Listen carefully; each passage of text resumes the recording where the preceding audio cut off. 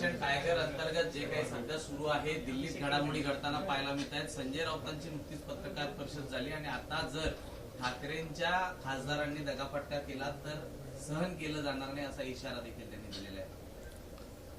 हे बघा, काल रात्रीपासून ऑपरेशन टायगर, उबाठा गटाचे खासदार दिल्ली दरबारी, चार्टर्ड विमान, अशा अनेक बातम्या ह्या रात्रीपासून चालू आहेत. आणि आमच्या सर्व जे प्रमुख नेते यांना सुद्धा काही लोकांचे, पत्रकारांचे असतील, मीडियाचे असतील, इतर राजकीय नेत्यांचे असेल, फोन चालू आहेत. मुळामध्ये आम्ही तुम्हाला एक बाजू स्पष्टपणे सांगतोय की आमचा या ऑपरेशन टायगर किंवा या खासदार कुठे गेलेत, काय गेले, याच्याशी काहीही संबंध नाही. उबाठा गटाच्या अंतर्गत गटामध्ये नेमकं काय चाललंय हे ते त्यांच्या पक्षाच्या नेत्यांना माहिती आहे.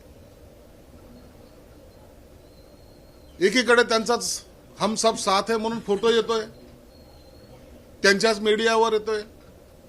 दुसरीकडे आता जर तुम्ही पाहिलं तर तेच खासदार, तेच संजय राऊत त्यांच्याच खासदाराला शिव्या देत आहेत, त्यांच्याच खासदारांनी पैसे घेतलेले सांगतायत आणि हे आम्ही चालून देणार नाही, खपू देणार नाही, पुन्हा सांगतायत की आम्ही सर्व एक आहोत. म्हणून हे जे काही कन्फ्युजन आहे ते त्यांच्या पक्षाच्या अंतर्गत आहे, त्याचा आमचा कोणताही संबंध नाहीये ना, आम्ही त्याच्याबद्दलचं कोणतंही भाष्य केलेलं नाहीये. पक्षामध्ये जे तुमची नाराजगी आहे, आपसामधले असलेले मतभेद आहेत, खासदाराबद्दल असलेली तुमची वागणूक आहे, पदाधिकाऱ्याबद्दल असलेले तुमचे वागणूक जे आहे, यासाठी ते त्या खासदाराने, सिनियर लोक आहेत ते सर्व, त्यांना त्यांचं राजकारण कळतं ना. अनेक लोक 3-3, 4-4 टर्मचे खासदार त्यांच्याबरोबर ते आहेत. आणि ते जर नाराज असेल तर त्या नाराजीचा ठपका इतरांवर ठेवण्यापेक्षा पक्षाच्या अंतर्गत काय चाललंय याच्यावर त्यांनी चिंतन करायला पाहिजे. म्हणून एक बात स्पष्टपणे सांगतो, आम्ही कोणतंही ऑपरेशन टायगर राबवलेलं नाहीये, आमचा त्यांच्याशी काही संबंध नाहीये. आणि त्यांची, खासदारांची काही जर नाराजगी असेल, त्यांनी जर काही भूमिका घेतली असेल, ती त्यांच्या पक्षाच्या विरोधात घेतलेली भूमिका आहे. म्हणून आम्ही त्यांना कुठंतरी बळजबरी काहीतरी कुणाला घेऊन चाललं, कुणाला पळवापळी झाली, अशातला कोणताही प्रकार नाहीये. त्यांच्यातली लाथाळी ही आता त्यांना जड जाते, म्हणून ते आपला जो काही आरोप आहे तो इतरांवर लादण्याचा प्रयत्न करतायत, इतरांना दोषी ठरवण्याचा प्रयत्न करतायत. आणि मग शिवसैनिक त्यांना सोडणार नाही अशी जी काही भाषा जी चाललेली त्यांची, ते त्यांच्याच खासदाराच्या विरोधात चाललेली. म्हणजे एकंदरीत तुम्ही समजून घ्या की पक्षाच्या अंतर्गतच त्यांची एवढी काही धुसफूस आहे. या धुसफुसीवर आता त्यांना हे खासदार राहतात की जातात याचं चित्र आता उद्या स्पष्ट होईल, असं त्यांचं स्वतःच त्यांनी आता प्रेसमध्ये सांगितलेलं आहे. एखाद्या लोकप्रतिनिधीला अशा शिव्या देणं, अशा त्यांच्याबद्दल अपशब्द बोलून हे कट करू नका, काय आविर्भाव आहे, काय काय मस्ती आहे. तुम्ही त्यांना निवडून आणलं, इथपर्यंत तुमचा पक्ष आहे, हे ठीक आहे, पक्षामुळे ते निवडून आणले, याच्याबद्दल वाद नाहीये. परंतु त्यांचं काहीच योगदान नव्हतं, त्यांनी काहीच केलं नाही, ते असेच हवेत निवडून आले. अहो, आयुष्य काही सगळ्या लोकांनी घातलेले आहेत, सगळ्याचे काळ्याचे पांढरे केस झालेले आहेत, त्यांच्याबद्दल तुमचंही असं वक्तव्य असावं. कधीतरी कार्यकर्त्याला आपला म्हणून त्यांच्याशी कधीतरी वागा ना. मागचा उठाव झाला ते विसरले नाही आणखीन ते. आता हे जे काही नवीन खासदार जे आपसामध्ये चाललंय यांनाही आता ते उद्या कचरा, पाचोळा, गद्दार असे काहीतरी म्हणतील. परंतु पक्षामध्ये तुम्ही त्यांना सन्मान दिला नाही किंवा त्यांच्याबरोबर जे काही संबंध स्थापित चांगले करायला पाहिजे ते केले नाही, त्याचा तो परिणाम आहे. म्हणून आता त्यांनी इतरांवर खापर फोडण्यापेक्षा त्यांच्या अंतर्गत जो काही वाद आहे त्याच्यावर त्यांनी बोललं पाहिजे. एकीकडे संजय राऊत म्हणतात की आम्ही सगळे एकत्र आहोत, तर दुसरीकडे लोकसभेचे अध्यक्ष ओम बिर्ला यांना जाऊन पत्र दिलं जात आहे की जर असा काही गट स्थापन होत असेल तर ते कळवा. म्हणजे विश्वास नाही का आपल्याच खासदारांवरती? त्यांनी दोन्हीकडून बोलतायत ते. एकीकडून सांगतायत ते खासदार कुठे आहेत तुम्ही सांगा. अरे तुमचे खासदार तुम्ही सांगा ना त्यांना दुसऱ्यांना काय विचारता. मग त्यांनी ते या चिन्हावर निवडून आले, त्यांना आम्ही असा करू, त्यांची रिक्षात बसण्याची लायकी नव्हती, ते आता विमानात चालले, असं सगळे वक्तव्य करणं म्हणजे त्या खासदार अविश्वास नाही का? आता ओम बिर्ला तुम्हाला पत्र लिहिणार आहे का की किती खासदार माझ्याकडे आलेत म्हणून? म्हणून कन्फ्युजन एवढं तयार झालेलं आहे, संभ्रमित झालेले ते, यांना काय बोलावं हे सुचत नाहीये, काय करावं हे सुचत नाही. मग त्याचं खापर ते इतरांवर फोडायला जातात.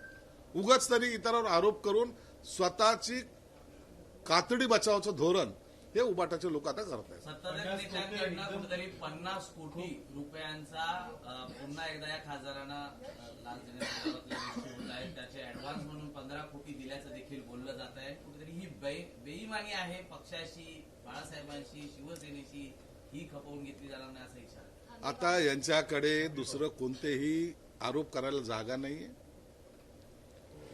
स्वतःचेच खासदार विकले गेल्याचे असे हे जाहीरपणे स्टेटमेंट देत आहेत. त्यांना कुठेतरी आता गद्दारचा शिक्का त्यांच्यावर लावायचा प्रयत्न करतायत.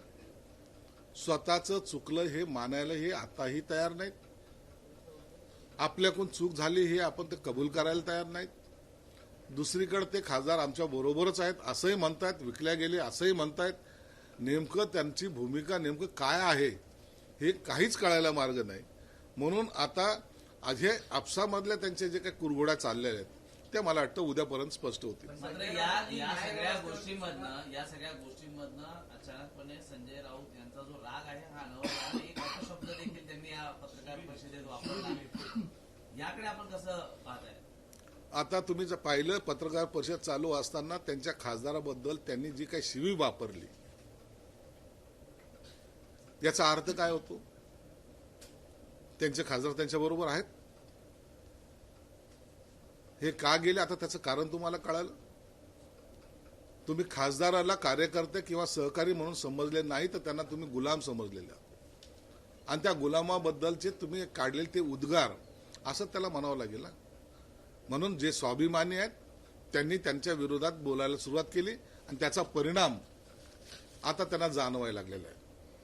संजय राऊतांनी न्याय व्यवस्थेवरती सुद्धा प्रश्न निर्माण केले. जर स्वतःच्या बाजूनं निकाल लावून घ्यायचा असेल तर आमच्यात या अशा पद्धतीनं त्यांनी न्याय व्यवस्थेवरतीच प्रश्न निर्माण केले. हे बघा, आम्ही याच्यावर काहीच बोलणार नाही. आम्ही त्या ऑपरेशन टायगरशी आमचा काही संबंध नाही. आमचा कोणत्याही त्यांच्या प्रेसमध्ये त्यांच्या पक्षामध्ये काय चाललं त्याच्याशी आमचा काही संबंध नाही.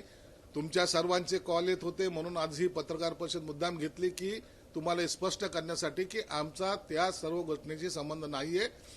जे काय आहे याबद्दलचा सर्व अधिकार आमचे एकनाथ शिंदे साहेबांकडे आहे. एकनाथ शिंदे साहेब ज्या दिवशी बोलतील ती बातमी ही अधिकृत असेल. मग एकनाथ शिंदे नेमके कुठे आहेत ते देखील अज्ञातस्थळी असल्याचं कळतंय. ते देखील दिल्लीला गेले. एकनाथ शिंदे अज्ञातस्थळी जायचं काही कारण नाहीये. एकनाथ शिंदेच्या जागेवर आहेत. त्याची चिंता तुम्ही करू नका. चलो ओके. इम्तियाज जलील असे म्हणतात की 2029च्या निवडणुकीमध्ये पुन्हा एकदा भाजप निवडून आलं तर यापुढे कधी निवडणुका होणार नाही तसं बघता तो काय ज्योतिषी आहे का हो? त्याचं काय घेऊन बसलं इतकं मोठं? माझे वडील म्हणतायत की ठाण्यामध्ये काही मंडळी आली होती आणि त्यांनी आम्हाला ऑफर दिली तेव्हा आम्ही नाही सांगितलं. तर असं अशी काही सगळ्या ज्या बातम्या आहेत त्या बातम्या चाललेल्या आहेत. आपल्या मीडियाच्या माध्यमातून आम्ही ऐकतोय. आमचा या प्रकाराशी आता तरी काही संबंध नाही.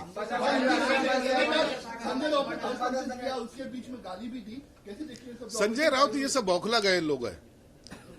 एक तरफ से हमारे खासदार हमारे एमपी फुटे ने ऐसा कहते हैं, एक तरफ से उनको गाली देते, कभी बोलते वो बीके गए. ये सब जो बातें उनकी अंदरूनी बातें, हमको उनसे कोई लेन देन नहीं है. आप लोगों के जो हमें बार बार जो हमें कॉल आ रहे थे इसलिए हम बता दे रहे कि ये ऑपरेशन टाइगर वगैरह वो उनके हद तक उन्होंने क्या सोचा मालूम नहीं, लेकिन उनके आपस में जो बिगड़ती हुई परिस्थिति है वो आपके सामने आ रही. अभी पता नहीं कल क्या होगा, ये हमें भी पता नहीं है. कल के बाद वो सभी परिस्थिति खुले दौर पे सामने आने वाली. 15 करोड़ का आरोप लगा रहे कि 15 करोड़ रुपए. अरे संजय राउत तो किसके ऊपर क्या कुछ भी आरोप लगा सकता है. उसका मानसिक संतुलन ठीक नहीं है. वो क्या बोलता है उसको खुद को भी मालूम नहीं. ओम बिरला जी को लेकर और देगा वो उसके प्रोसीजर को करेगा. लेकिन उससे फिर से हम बता दे रहे कि हमारे में किसी को भी ये अधिकार नहीं है और हम कभी भी हम इस मामले में कोई भी इन्वॉल्व नहीं है. इसका जो भी है स्पष्टीकरण जब एकनाथ शिंदे साहब देंगे वही हमारा अंतिम फैसला होगा.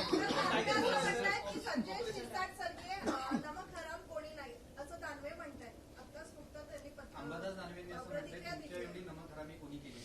आता ते काय झाले ना ते आता हे सगळे तसे सगळे पागल झालेले लोक आहेत. याचे स्टेटमेंट असेच असणार आहे.